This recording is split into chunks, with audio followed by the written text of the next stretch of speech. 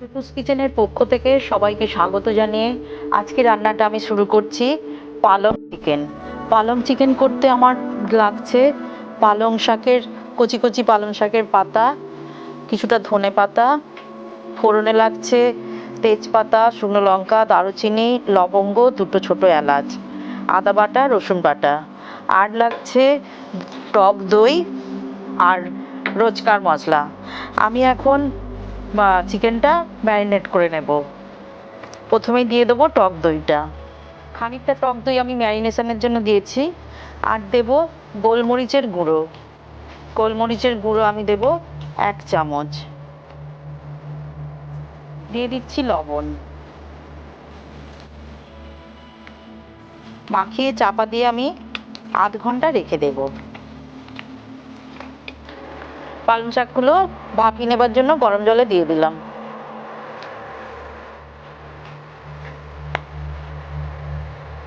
এগুলো এবার ঢেলে নিচ্ছি। পালং শাকগুলোকে ধুয়ে নেব ঠান্ডা জলে, নিয়ে জল ঝরিয়ে নেব।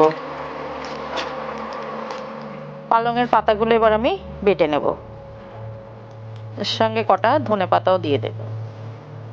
সুন্দর বাটা হয়ে গেছে, এবার আমি রান্না শুরু করি। প্রথমেই কড়াইতে তেল দিয়ে দিচ্ছি, একে একে ফোড়নগুলো দিয়ে দেব।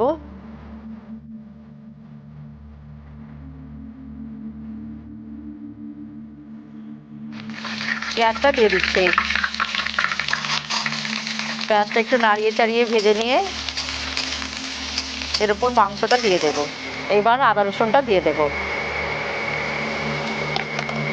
আদা রসুনটা ভাজা হয়ে গেলে টমেটোটা দিয়ে দেবো।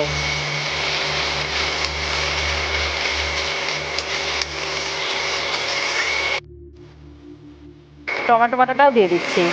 আদা রসুনটা ভাজা হয়ে গেছে, এবার টমেটোটা কাঁচা গন্ধ যতক্ষণ থাকে ততক্ষণ ভাজতে হবে। আমি এই টমেটোর উপরেই আমাদের যে রোজকার মশলা, হলুদ, লঙ্কা, এগুলো আমি দিয়ে দেব।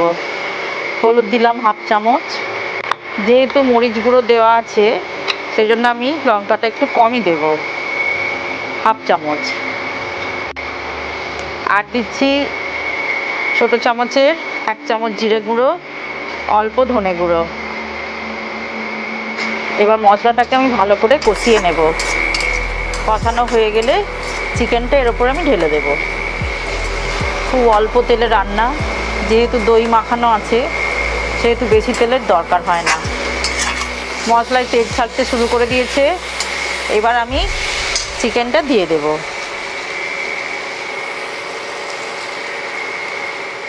আমি এই ম্যারিনেট করার এই মশলাটা ধুয়ে নিয়ে দিয়ে দেব।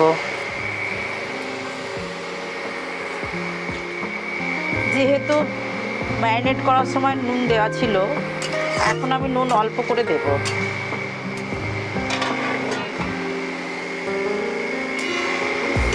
দেখে নিই একবার রান্নাটা কতদূর হলো। তেল তো ছেড়েই দিয়েছে, রান্নাটা কষতে কষতেই হয়ে যাবে।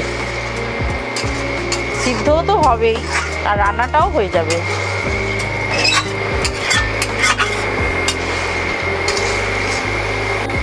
অল্প গরম মশলা দিচ্ছি 1 চিমটি।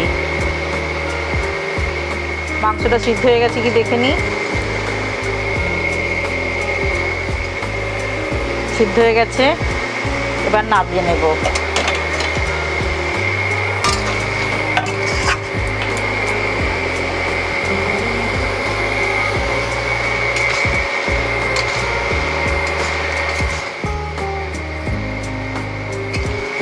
হয়ে গেল পালং চিকেন। এবার গ্যাস অফ করে দেব। বন্ধুরা, আপনারা অবশ্যই এই প্রসেসে রান্নাটা একবার অন্তত ট্রাই করবেন, দেখবেন খুব ভালো লাগছে।